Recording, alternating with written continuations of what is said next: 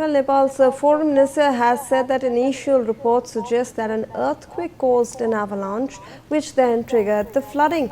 The statement comes as Nepal deals with the aftermath of the deadly flash floods in the region.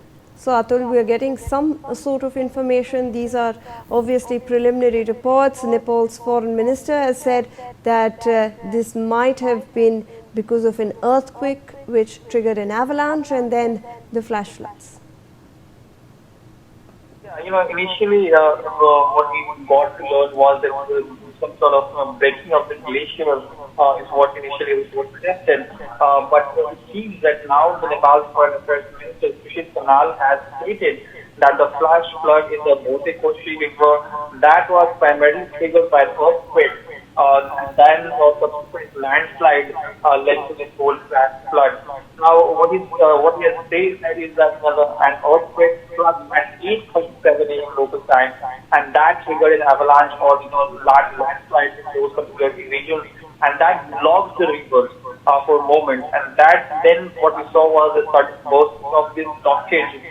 That led to catastrophic flash flood very shortly after those earthquake that hit the particular region. Now he has also informed the parliament, as I said, that about 26 police personnel, 9 armed police officers, as well as 44 military members are said to be missing. Because remember, not just civil areas, but also some of the buildings that was occupied by the Nepali police as well as the Sastra Bal of the Nepali police, the Nepali army. They too were are said to have suffered damages, and they have also said they have collapsed, and that's what we're seeing from the minister's statement. Also suggests is that several of the police and security personnel are also said to be missing, and obviously the ministers also asked that neighboring countries to understand the ground realities and and adequately make the conscience when it comes to border areas as well.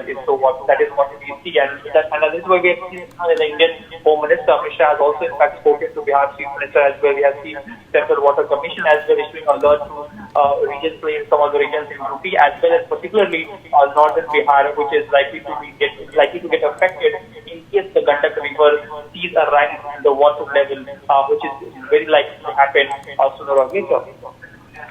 Atul, I'll request you to please stay on with us. We are tracking some more breaking developments at this hour.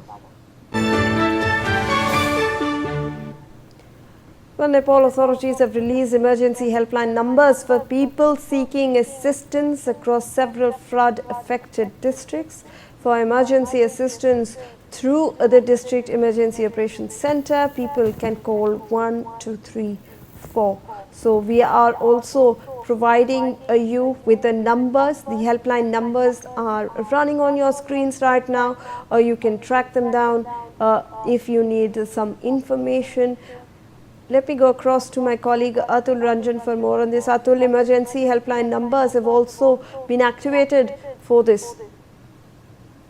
Well, yes, the Nepali government is advertising and police also emergency number based after armed police report of the Nepali police, as well as some of the district-specific administration contacts are also being publicized by the Nepali authorities for people to contact them.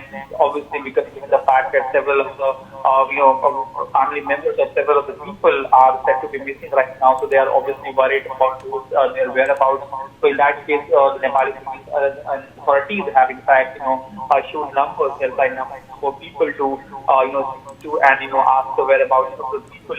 Now, apart from that, those helpline numbers, what we're also given to understand is that Nepali Army security forces have also placed, divers, rescue boats, ambulances, some of the heavy machinery to clear roads. All of those have also been, deployed right now, and some military teams are also coordinating to evacuate the stranded tourist groups as well. Because I said, several hundreds of tourists are also said to be missing right now, and some of the distress calls that the Nepali government and the Home Affairs has been receiving, they are also being, diverted to those particular district administrations as well in those districts in order for better Vivan redressal and help that is being done right now. And several transit camps are also being, erected by the authorities in order to provide food and medical kits to people who have been impacted because of the flood. Absolutely, Atul. Stay on with us. We are bringing in some more details.